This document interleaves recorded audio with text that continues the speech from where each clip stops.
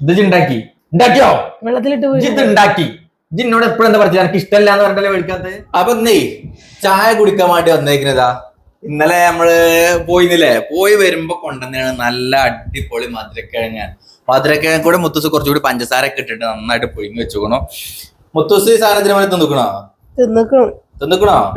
ഓ ഇന്നലെ എന്നിട്ട് എന്തോ പറയാ ഇഷ്ടല്ലാതെ ഞാൻ പറഞ്ഞത്. ഇഷ്ടമില്ലാന്ന് പറഞ്ഞ് ഇന്നലെ മെച്ച സാധനം തിന്നിക്കണോന്ന് പറഞ്ഞ് തിന്നിട്ടില്ല എന്ന് പറഞ്ഞേ. ഞാൻ തിന്നലില്ലാന്ന് പറഞ്ഞത്.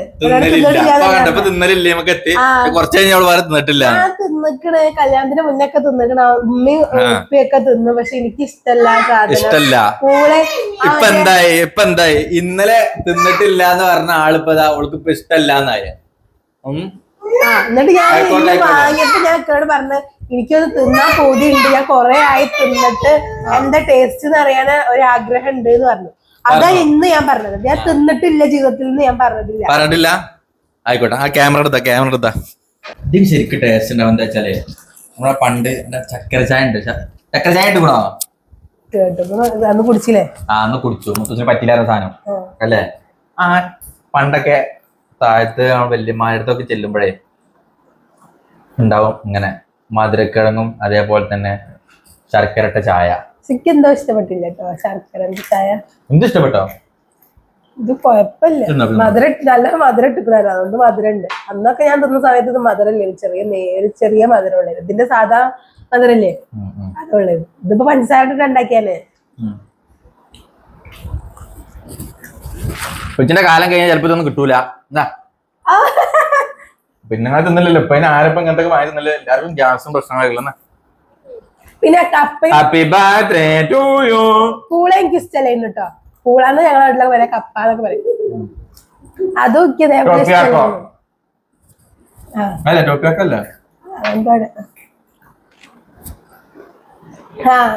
എന്തായാലും അതന്നെ. അതും എനിക്ക് ഇഷ്ടമല്ലായിരുന്നു പണ്ട്. നമ്മുടെ നാട്ടില് കപ്പ ബിരിയാണി അറിഞ്ഞിട്ടില്ലല്ലോ കോഴിക്കോട് ആ ഭാഗത്തൊന്നും.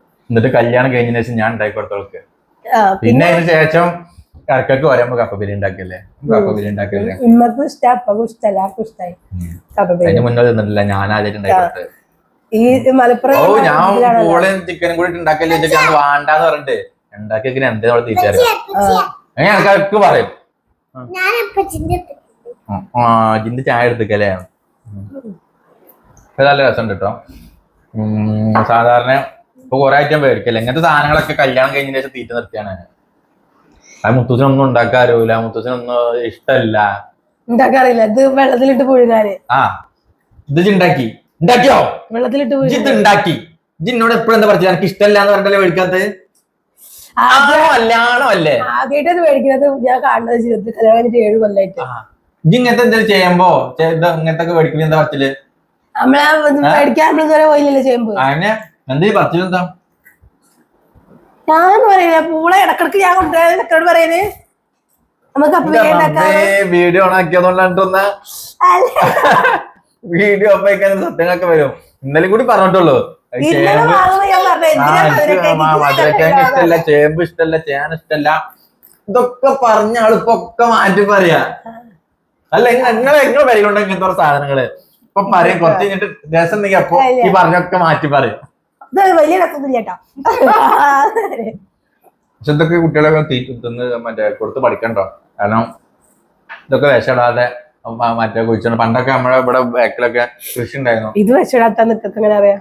ഞാൻ നോക്കി മനസ്സിലായി. നമ്മള് തക്കാളി നിന്നോ ഉള്ളി നിന്നോ ആക്കുമ്പോ തിന്നുമ്പോ ഇത് മണ്ണിന്റെ അടിയിൽ നിന്ന് കുഴിച്ചിരിക്കുന്ന സാധനമാണ്. അപ്പൊ അതൊക്കെ നമ്മുടെ നാട്ടിൽ ഇവിടെ കൃഷി ചെയ്യുന്നതാണ്, പുറത്തുനിന്ന് വരുന്നതല്ല.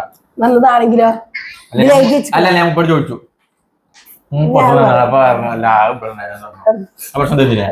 നമ്മളിവിടെ ഈ പറഞ്ഞ സ്ഥലത്തൊക്കെ ആദ്യം കൃഷികൾ ഉണ്ടായിരുന്നു.